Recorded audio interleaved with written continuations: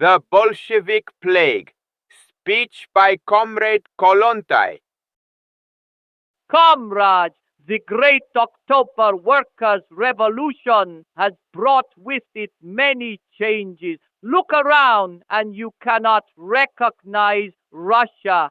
There is no Tsar. The landowners are gone. The priests have fallen silent, no longer brazenly begging for handouts from peasants and workers. The merchant kulaks, the fat cats, have also humbled themselves. They dare not openly rob and oppress the people. The working people themselves have come to power, not the landlords, factory owners, the rich, not the gentlemen with tightly stopped purses govern Russia, make law, judge and pardon.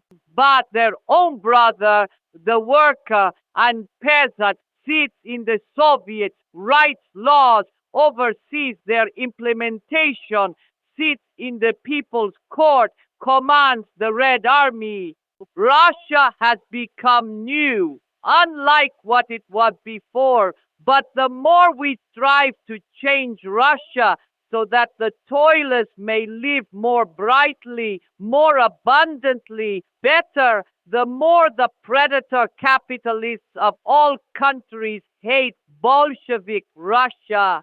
They have one dream, one passionate desire to crush, to strangle the nest of Bolshevik plague, Soviet Russia.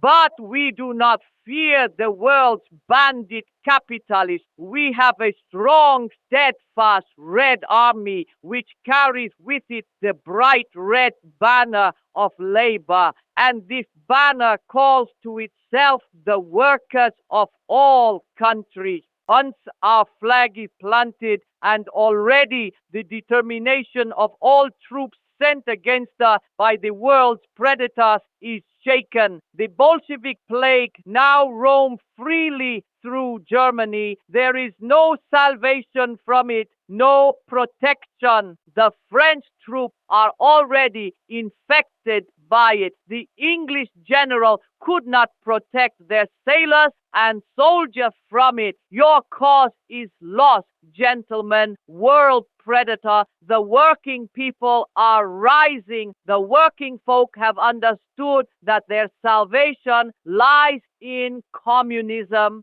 Russia has changed. Now it is the turn of other countries. Tremble, you robbers. Your hour has struck. In place of the world of oppression, slavery, and tears comes the bright world of international brotherhood of workers. A speech on the task of public education. The People's Commissar for Education, Comrade Lunachowski. Comrades, we tend to think that true democracy has only been realized in our country. Democracy means the power of the people. It means that the workers themselves become the masters of the country. One can be a master by having seized political power over the country, and in this sense we are already the true masters of both the country and the people's fate.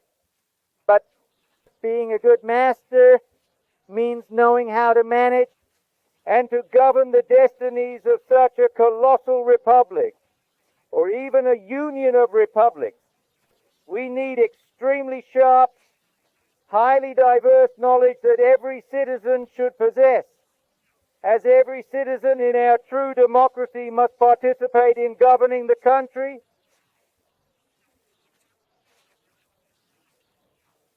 That's why educational tasks are infinitely important to us. We must not only fight illiteracy, not only provide basic knowledge about the world, but also improve the qualifications of rural and urban labor, as well as political education, transforming even the most backward peasant into a truly conscious citizen of the Socialist Republic. We face enormous difficulties along the way, challenges of our poverty, and the unpreparedness of the teachers. But all this will be overcome because the masses thirst for knowledge and the government wholeheartedly responds to their desires. We are building our offensive on the strongholds of science, our struggle to arm ourselves with knowledge for further battles, to achieve our full goals. Soviet Power and the Peasantry. Excerpt from the declaration of the chairman of the All-Russian Central Executive Committee, Comrade Kalinin. Comrade Kalinin will now speak. We are currently experiencing the most decisive period of our struggle against the bourgeoisie, a period requiring incredible efforts.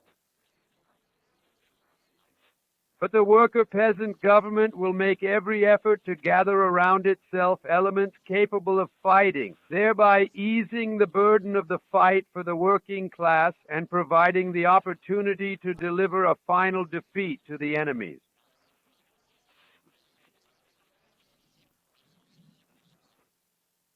But our enemies are the right SRs and the Mensheviks, who are to blame for attracting foreign invaders, hostile and imperialistic troops to our Soviet territory.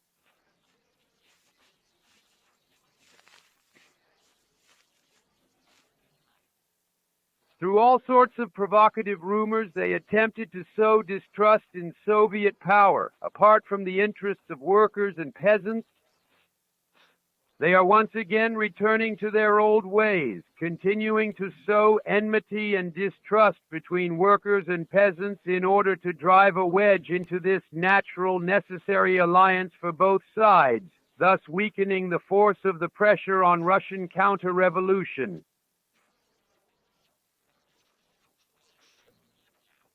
Comrades, we must not forget for a minute that if this rift benefits our enemies, if it is desired by world bankers seeking the wealth of our resources, land, exploitation of workers' labor, and the vast millions of Russian peasantry, then for the Russian working class and peasantry it is desperate, hopeless slavery.